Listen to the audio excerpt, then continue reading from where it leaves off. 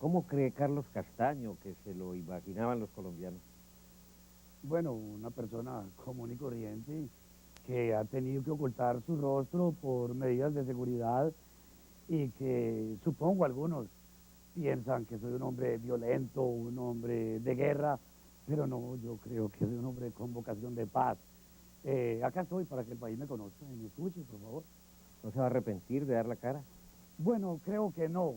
La verdad, por dos razones no lo había hecho antes, mostrar mi rostro, ¿no? La posibilidad de caer herido en un combate y no ser asistido clínicamente por ser capturado, ¿no? Y la posibilidad de salir eventualmente a una ciudad, ocasionalmente. Hoy en día ya han pasado 5 años y no he salido a una ciudad. Creo que ya he vencido esa tentación, ¿sí? Y caer herido en un combate ya es muy difícil porque vivo en zonas bastante protegidas con una seguridad realmente difícil de que lleguen a mí. Pocas veces me veo rodeado de situaciones de combate. Combato si quiero y si no, no combato. Entonces, la verdad, me gusta poner la cara a la realidad, aunque sea cruda, aquí estoy, ¿no? Para los colombianos, para usted, Darío. Carlos Castaño lleva 5 años sin salir a Medellín, sin estar en Bogotá, en ninguna ciudad. Sí, llevo justo 5 años y 3 meses sin salir a una ciudad. Solo en un accidente hace 3 años llegué inconsciente a una clínica en la noche y salí inconsciente posterior a la cirugía y cuando desperté ya estaba en una aeronave de regreso hacia mi campamento.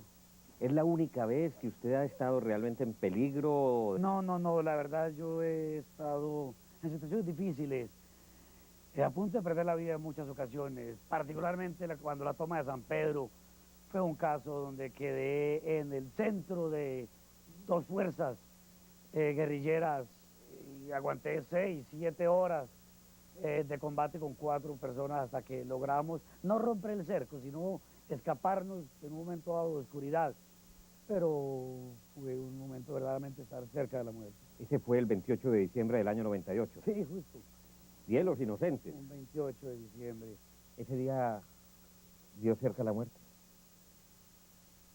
Ese día, ese día me dio más que un miedo, fue pánico.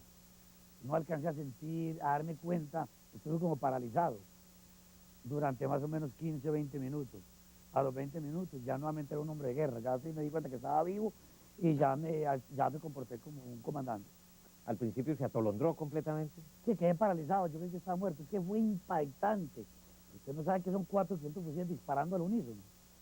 Caramba, era una lluvia de estrellas. Era intolerante. No, no, no, no, no, de ninguna manera. Yo soy un hombre excesivamente tolerante. Yo lo que no puedo ser tolerante es con respecto a métodos atroces para transformar un país, con respecto a destrucción de pueblos, con respecto al secuestro de personas honestas para financiar una causa supuestamente justa.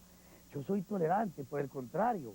Está usted censuró usted hace unos minuticos, las formas de lucha de la guerrilla. Guerrilla que llega a un poblado, masacra, destruye la población, utiliza cilindros de gas. ¿No hacen lo mismo las autodefensas? Por ejemplo, lo que acaba de suceder, según se ha denunciado, en el Salao, en Ovejas, en la Sierra Nevada de Santa Marta.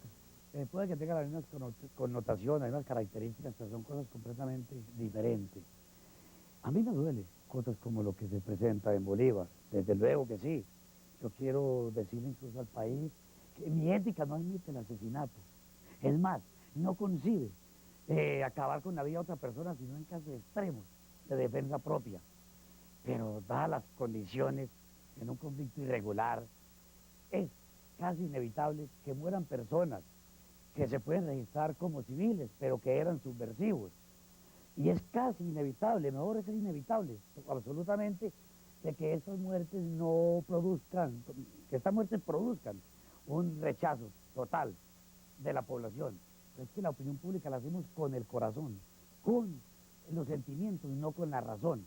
Permítame contarle qué sucede allí.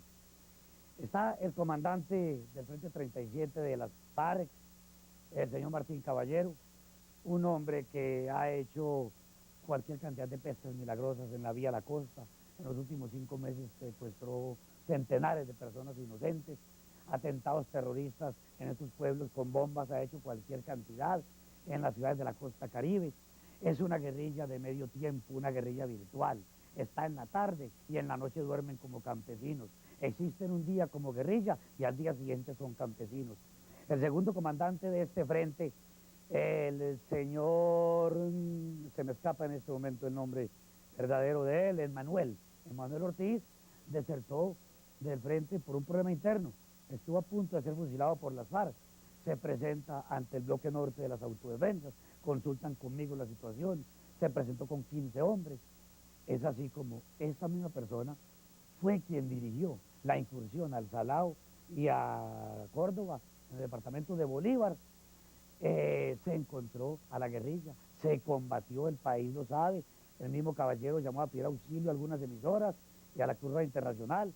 Él mismo manifiesta 72 horas en combate, sostenido.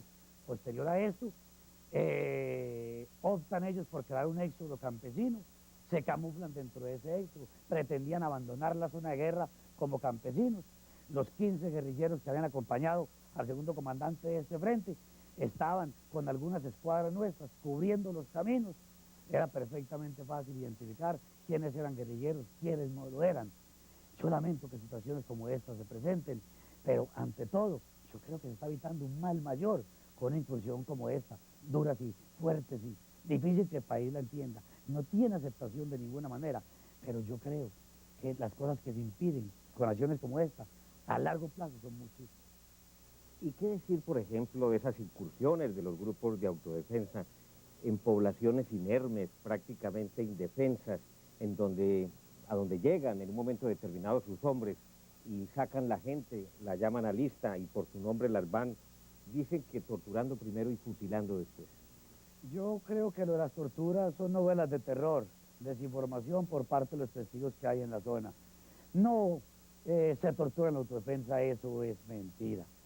Que en caso se pueda fusilar a una persona, es posible que sí.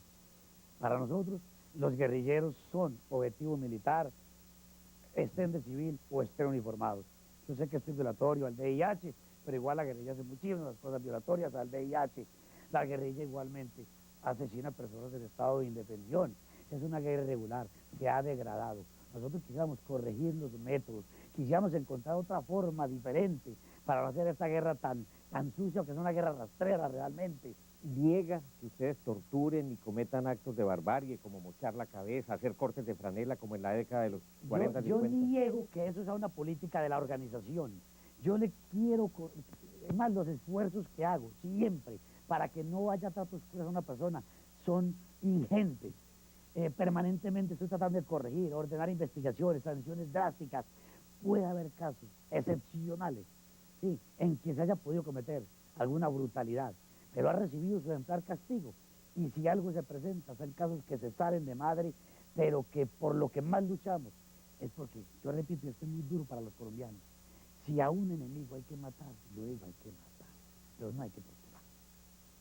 ¿Qué muertes acepta Carlos Castaño? No, yo diría que la única muerte que acepto es la que se hace en legítima defensa cuando ya no hay ninguna otra alternativa. Pero lo que me veo obligado como comandante, ya no regido estrictamente por mi ética y por mi moral, sino por mi concepción de líder de esta organización, es que el guerrillero, como quiera que sea, yo acepto que se le puede dar de baja. Si no hay a dónde retenerlo, si no se entrega, si no se rinde. Entonces, ¿para qué matar a Jaramillo, Antequera, El Alvarado? Bueno, yo no he matado a ninguno de los que ustedes se refieren. A ninguno. De los que ustedes se refieren, no. ¿A quiénes afecta haber matado? La verdad, también hay cosas que uno ha hecho y que tampoco puede decir. Pero, ¿usted personalmente da las órdenes o eso lo resuelve el Estado Mayor? Mire, yo soy un miembro más dentro del Estado Mayor. Nosotros trabajamos de esta manera, se hace una ponencia, esa ponencia va favorable o desfavorable con respecto a determinaciones trascendentales, ¿sí? Va a una votación. Mi posición influye un poco, pero si no hay quórum realmente en favor de la determinación que yo postulé, no se me aprueba, ¿sí? ¿Lo han desaprobado alguna vez? Sí, muchas veces. Muchas veces he aprobado, pero casi siempre me desaprueban por blando. Cuando a veces... ¿Hay gente más dura que usted en el comando? Por Dios, aquí hay jojoy, claro que los hay. Contra eso es que es difícil la lucha interna acá, pero las organizaciones tienen que tener su propio mal, no es que es indispensable a veces. Usted habla de una guerrilla que ataca de manera cobarde, que dispara por la espalda. ¿No es cobarde llegar a una población de noche, sacar campesinos, guerrilleros, según usted, y acabar con sus vidas? Yo pienso que es un método despreciable vernos obligados a hacer algo como esa situación. Pero ¿por qué no ordenamos las cosas como deberían ser? Primero, ¿por qué la guerrilla entonces permanece como población civil? ¿Por qué se disfrazan de civiles? ¿Por qué comprometen a la población civil? Porque no es un pueblo quien está acompañando a una guerrilla voluntariamente. Es un pueblo que está acompañando por temor, por intimidación, por presión, por el terror que produce esa guerrilla. Entonces yo creo que no es legítimo que la guerrilla actúe con mecanismos de presión para involucrar a la población.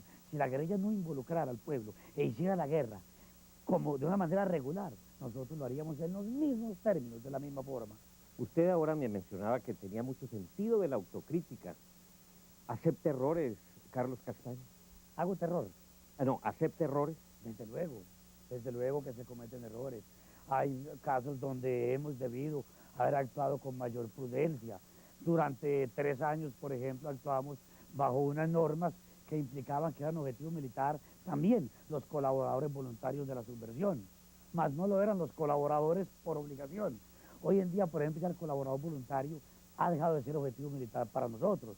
Hemos tratado de dar muestras de que corregimos las cosas. Invitamos entonces a los campesinos que colaboran por voluntad a que o son guerrilleros y se uniforman o no lo hagan, mejor abandonen la región mientras estemos en estado de guerra. Entonces hay cosas que se han corregido en la autodefensa. Muchísimas. ¿Acepta, por ejemplo, que haya caído mucha gente inocente a veces en este tipo de muertes colectivas? Acepto que caen inocentes en la guerra, es inevitable, es doloroso. Hace 8 días me preguntaba a alguien si habían muerto niños en la incursión a Bolívar. Dije categóricamente no. Posterior a eso descubro de que hubo una niña de 6 años. Eso a cualquiera lo descompone. A mí me descompone saber que sucede eso. Usted, como padre de familia que lo es, tiene 2 hijos, una niña de 13 años, según entiendo. ¿Qué sintió cuando vio caer, cuando supo y verificó que efectivamente había muerto en este combate del que hablamos una niña de tan solo 6 años? La verdad no pude evitar un momento de un choque conmigo mismo, de dolor, sinceramente. Casi que descomponerse uno momentáneamente. ¿Ha llorado alguna vez, Carlos Sí, Castaño? yo lloro mucho. Yo lloro por rabia, lloro por traición, lloro. El miedo es lo único que no me hace llorar, de resto todo me hace llorar. ¿Ha llorado por la muerte de un ser humano? Sí, claro, por favor.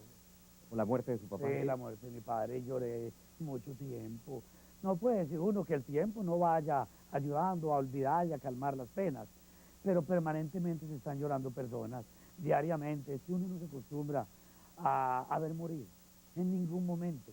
Yo creo que la sensibilidad no se pierde ni en el fragor de la guerra, por el contrario, cada día la guerra lo hace muchísimo más sensible a uno. Pero estar uno metido en esta guerra absurda, fratricida entre colombianos, casi que inexplicable hoy, en el siglo XXI, en las vísperas, después de estar luchando desde el año de 1982, como es su caso, ¿no se acostumbra uno como a la muerte? No, de ninguna manera, de ninguna manera. Y ve uno morir muchas personas, ¿sí? Generalmente en combates, los ve uno caer, alcanza a notar alguna vez en la última expresión, el último gesto de su rostro. Yo personalmente, yo no sé si esto es una actitud cobarde, pero soy capaz de aceptar que a un guerrillero de civil se le pueda ejecutar, pero yo no soy capaz de hacerlo. Quizás eso sea cobardía de mi parte, pero la verdad yo no resisto mirar esa escena. ¿Sabe si ha matado a alguien? Yo, en combate es muy posible, disparan tantísimos fusiles, pues seguramente uno que es buen tirador ha dado de baja a algunos guerrilleros. Pero sabe que no me produce ninguna tranquilidad no saber si he matado a alguien, porque igual algunas de mis dictámenes que mi cargo implica han originado la muerte de muchas personas. Entonces no es tranquilidad lo que me produce. Lo que me produce a mí serenidad y paz conmigo, con Dios, es saber que no he ordenado la muerte de un país inocente nunca, es saber que he agotado todos los recursos para no tener que ordenar la muerte de una persona, es saber de que yo no empecé esta guerra. Eso es lo único que me mantiene en paz. 15 años en ese momento vivía en Amalfi. en el departamento de Antioquia. ¿Cómo recibió la noticia del secuestro de su señor padre, don Jesús Antonio Castaño? Nosotros vivíamos en armonía, en un hogar campesino, en el área rural del municipio de Amalfi. Nuestro padre, para mí, es el mejor padre del mundo, porque ahora es la excepción, no, pero sí, realmente era un gran padre, era un hombre ante todo justo, era un hombre ecuánime, pagaba prestaciones sociales en aquella época, en una región como esta, donde eso no lo hacía ningún campesino, ningún agricultor. Mi padre era un hombre de familia realmente, a quien agradezco todo lo que soy, y la precaria formación que alcanzó a ofrecerme ha sido valiosa en lo que estoy haciendo. Fue una tragedia de lo que uno no quisiera recordar mucho. Pero esa infancia tuya, hasta ese momento había sido una infancia común y corriente, feliz. Sí, sí, sí, estudiante, en las vacaciones estaba en la finca trabajando, en épocas de descanso vendíamos queso en el pueblo cuando se bajaba el precio de la leche.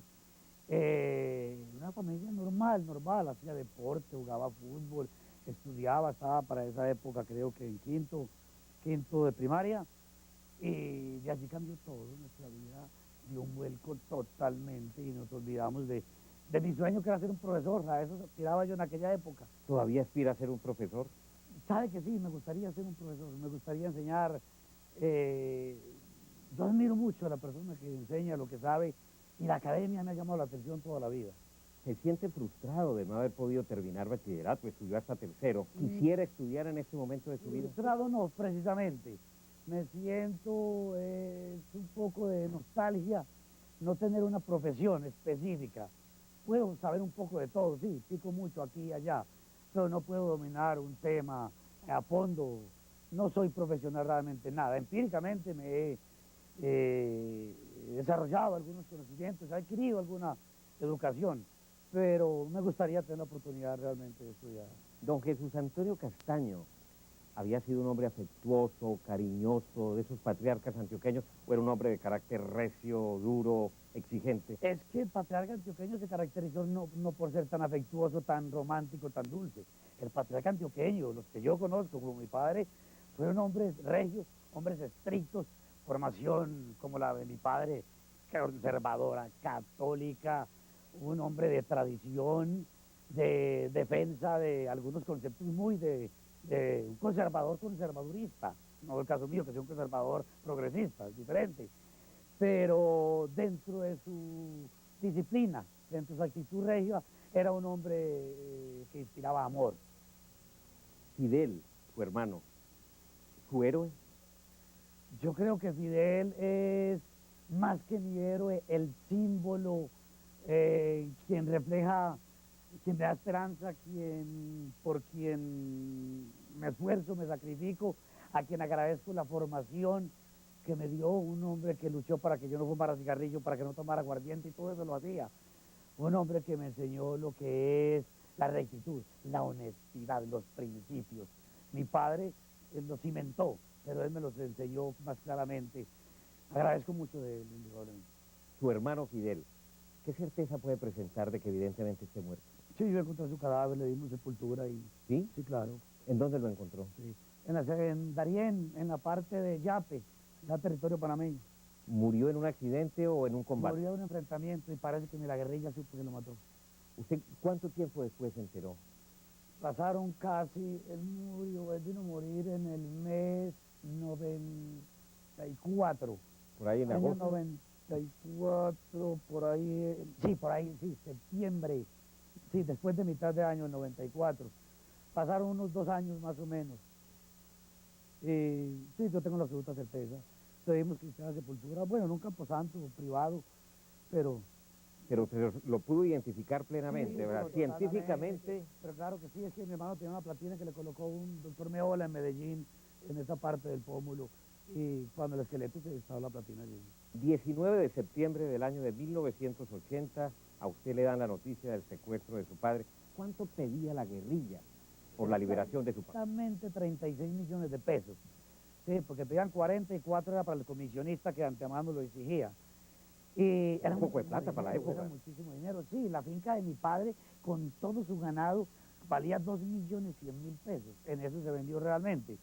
se hizo otro préstamo por una ley quinta de caja agraria en aquella época, y hubo muchísima solidaridad. Pero resulta que todos los ricos del pueblo solo recogieron 14 millones. Se pagó eso, y luego pidieron el resto de la plata, Los 22 restantes. ¿sí? Y no lo hubo, no lo hubo. Al respecto se han tejido muchas leyendas que después de haber entregado este dinero, no era todo el que estaba pidiendo la guerrilla. El cadáver de su papá no lo devolvió la guerrilla. Sí, ellos devolvieron un cadáver en un momento que nosotros secuestramos a un miembro de las FARC e intentamos canjearlo. Nosotros cumplimos, liberamos a la persona que teníamos retenido. Cuando al tiempo comenzamos a hacer algunos exámenes médicos que se hacen, y por dentadura y algo se dimos cuenta que no era el cadáver de mi padre. Ni siquiera eso fueron capaces de cumplirlo. Carlos Castaño, a partir de la muerte de su papá, nacen en ustedes unos sentimientos de odio y de venganza que de alguna manera son el germen de las autodefensas, como se ha dicho. Yo sentí ese día deseos de venganza, y durante un tiempo. Pero la verdad, en la medida en que la guerra avanza, se extiende, o sea, en el tiempo, en la distancia, comienza una mirar de que cada día tendría más razones para odiar a más personas. Posterior a eso, fui mirando que la guerra ya no era algo por venganza, sino una necesidad. Y comencé a mirar de que mientras haya intereses humanos, la guerra podrá hacerse presente. La guerra es terrible, mire, pero cuando ella llega y toca la puerta de su casa, un hombre tiene que enfrentarse a lo que sea. Yo lo que entendí ese día, que a veces hay que tener valor, y si no era posible recuperar a mi padre, que no le sucediera a otra cantidad de padres honestos que habían por allí. Se fue superando el odio. Hoy en día no tengo venganza, no odio, y desprecio menos. ¿No odia a nadie? Desprecio. ¿A quién? ¿A quién desprecia, por ejemplo? Yo más bien puedo contar qué desprecio. Desprecio a aquellas personas que son traidores, por ejemplo. He estado a punto de ser su víctima. Algo como eso produce odio. Yo creo que no hay nada más vil, más sucio que esa actitud de la traición. Yo pienso que más que reclamar hoy en día es cómo podemos impedir de que se repita y volvamos a un círculo vicioso de esta historia de guerra sin necesidad, ¿no? ¿Qué les ha sucedido a sus traidores? Sinceramente, yo un traidor, ahí sí sería capaz de matarlo yo mismo.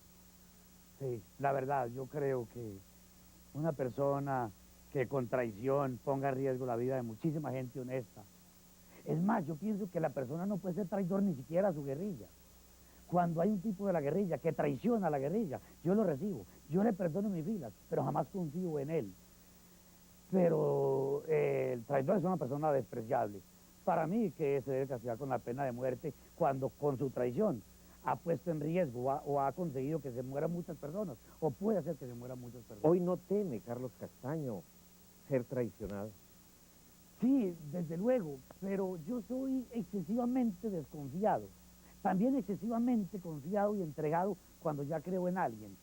Yo creo en algunas personas que están muy a mi alrededor, muy estrechamente ligadas a lo que yo soy, y yo pienso que uno tiene que confiar en alguien. El día que ya uno no tenga en nadie en quien confiar, pues, ¿qué objeto tiene la vida, no? ¿Qué tendría? Castaño es conservador pastranista. No, yo no sé si Pastrana realmente es conservador. Sí, yo veo más la política como un método, como un mecanismo, como una filosofía. Yo creo que esa cuestión partidista tiende a desaparecer. ¿Qué opina del presidente Andrés Pastrana?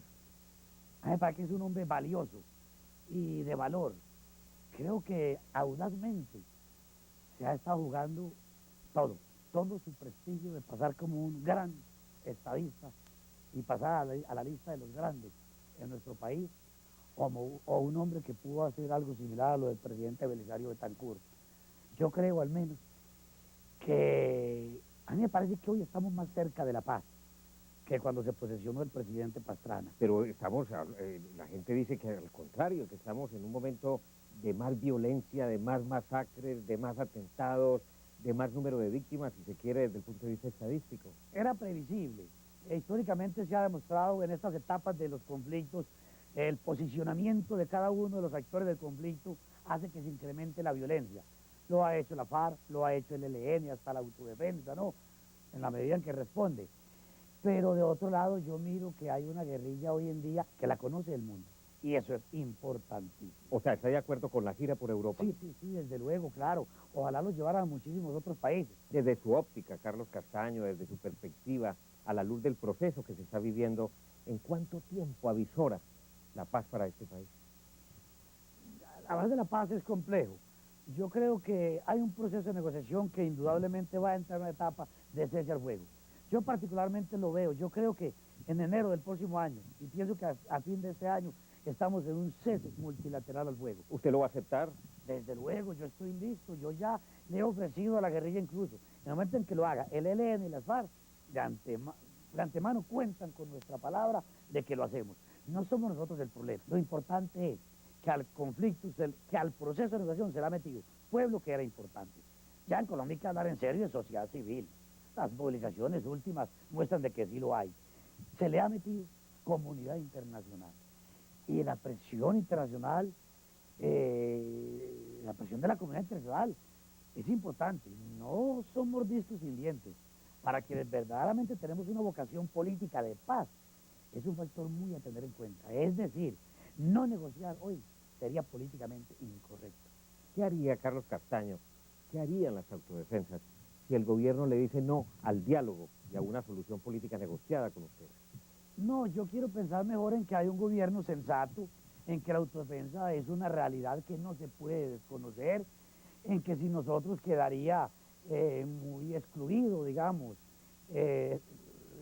muchos sectores de la sociedad colombiana que se sienten representados por la autodefensa. Yo creo que hay que estar todos, yo creo que hay que hablar de un proceso de concertación nacional y de esa forma, si está la autodefensa, se enriquece el debate, se hace más importante la participación de todos los ciudadanos colombianos, nadie queda excluido. Yo creo que la autodefensa va a estar jugando un papel importante en el proceso de negociación. ¿En una mesa tripartita hacia el final del proceso? La guerrilla es reacia a aceptar de que la autodefensa se siente a su lado en este momento, que estamos dispuestos. Seguramente lo consideran inconveniente por razones que desconozco. Inicialmente pienso que se va a comenzar en una mesa paralela, donde sin duda alguna vamos a tener que conocer la autodefensa, los pasos que se están dando en la mesa de negociación de la guerrilla y el gobierno, e inevitablemente vamos a terminar unidos en una sola mesa, estrechándonos los brazos, ELN, FARC, gobierno y autodefensa. Yo no veo otra posibilidad. ¿Usted no tendría inconveniente en abrazar a Marulanda, a Jojoy, a Romaña, a Joaquín Gómez, a Raúl Reyes, a Cano, a todos? Yo estoy dispuesto a extenderles mi brazo, afectuosamente. Yo creo que acá definitivamente tenemos que desechar odios y rencores. Si no, no va a ser posible que vivamos en un país donde quepamos todos. ¿Está mamado en la guerra? Yo estoy cansado de la guerra desde que me abocaron